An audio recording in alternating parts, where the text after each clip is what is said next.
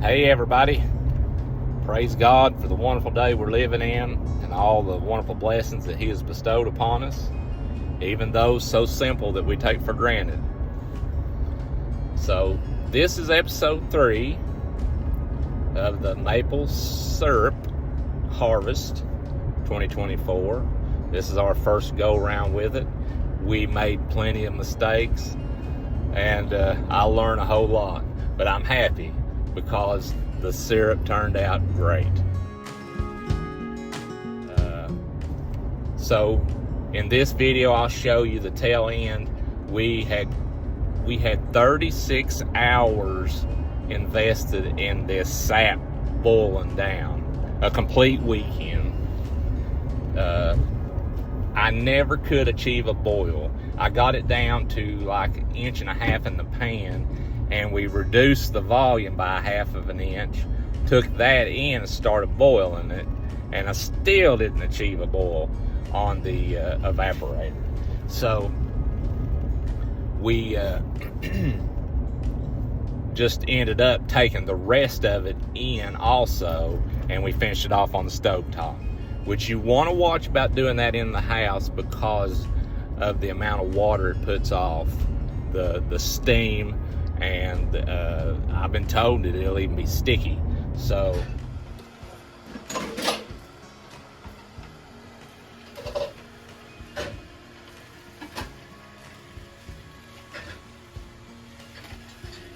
that on top is niter, N-I-T-E-R.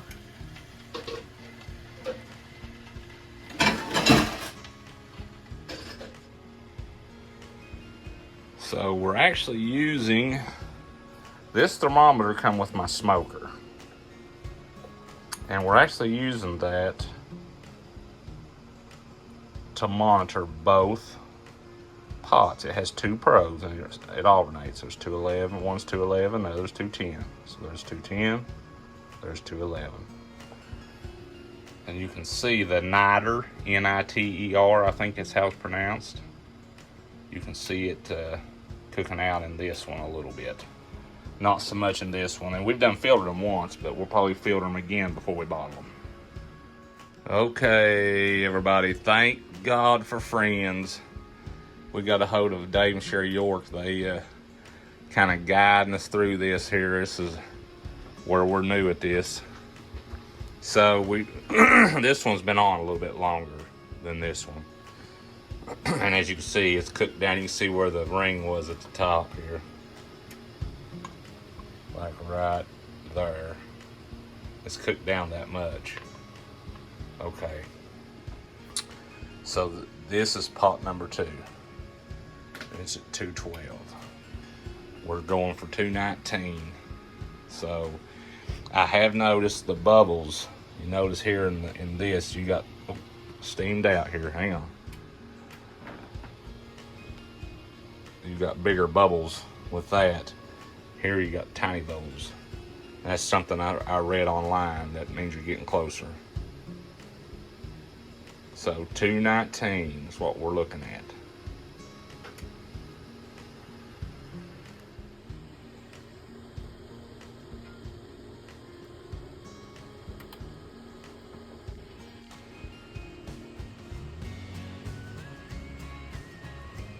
This pot is 214, so we're within 5 degrees. And you can see where we started here, and there's where we are now. Wow. Same way with here. You can see where we started and where we are now. And the big pot is only at 210, so we got a long ways to go on it. 211.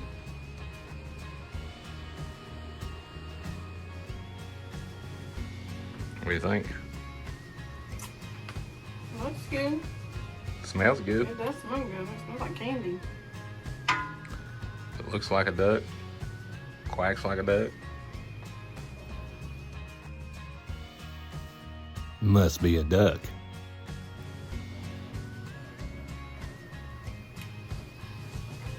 216. 3 more degrees. Nope. Over here's come out of the water. It's 218. Mm-hmm. You sure can't tell the difference though, can't you? Yeah, Just by looking drop at back it. to 217. Well, it's because the burner's been kicking off. Need a good steady heat. That's what they say about gas. Now it's just a slow process. Filtering it one more time. It tastes delicious. Not a lot for 20 gallon. Not sad, but man, it's excellent.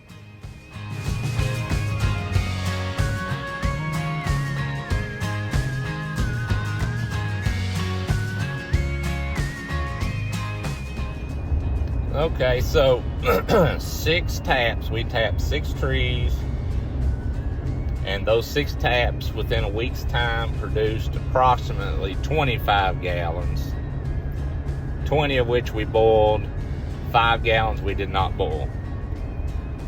The 5 gallons, I was afraid to use it. I was afraid that it was spoiling, and I didn't want to take a chance on ruining a whole batch.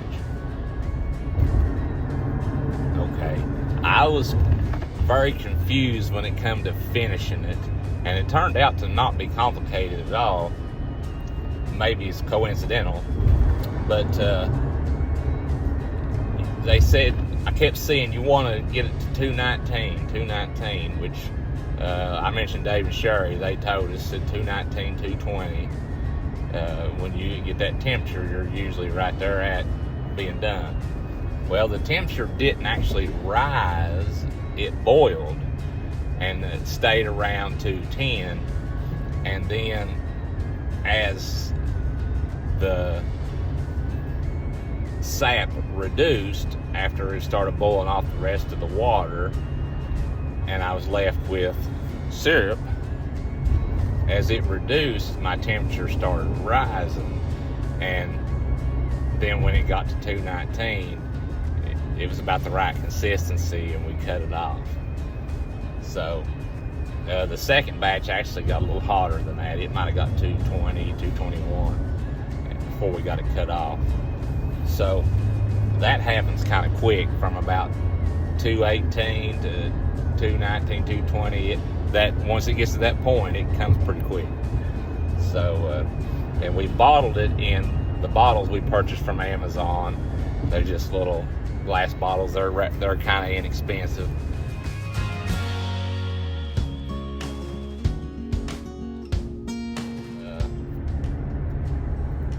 And then I refrigerated mine because I didn't feel comfortable with leaving them at room temperature, where I didn't have them sealed up like with canning jars.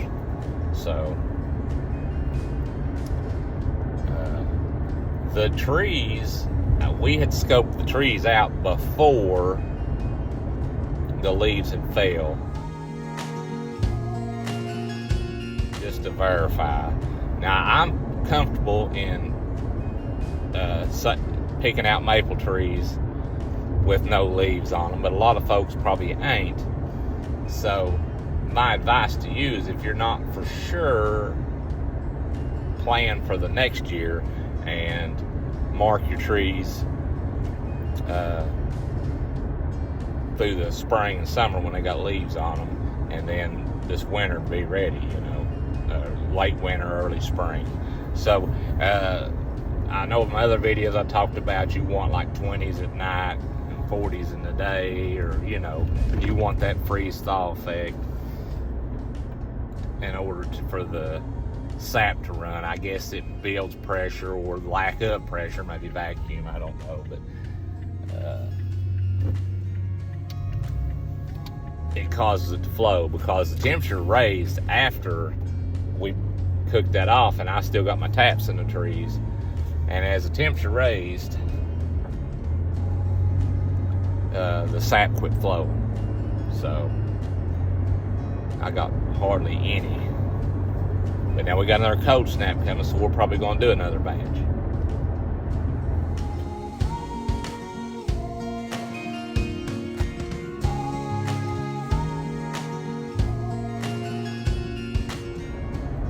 most of the syrups you buy, pancake syrup, it don't actually say maple syrup, it'll say maple flavored.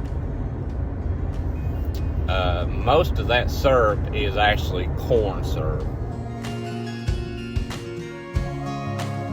which I'm old school. Corn syrup has its place. I like the Karo and the Bob White, but most of it, or it may be a blend. But your pure maple syrup has a bit of a different taste, and it's expensive. And after making this, I can see why it would be expensive, because it's tremendously time consuming. Not necessarily hard, just time consuming. Days before I ordered it, just so you know. What did you do? I didn't get the first part of that. What did you do a lot of? Research. Reading. All right, here. So this makes it a little more technical. This is a refractometer to measure bricks, to see how much sugar you actually have on your syrup. So this is the right way to do it. Not saying that by temperature is the wrong way, because we done that, but this is a... We use this at work to test urine. Well, there's different kinds. This one's, urine. I have another one for testing antifreeze, and I have another one for testing wine, alcohol content. Pretty cool. Thank you, Mama.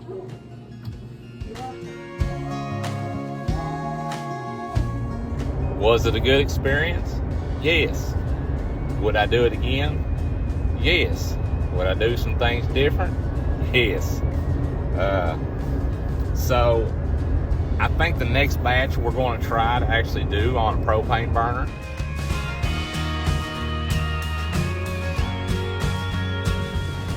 Just to speed it along a little bit. But I question whether the slow cooking of it that I dealt with didn't play a factor in the syrup taste, because man, it was just super good. And I know other people had said the same thing that I let try.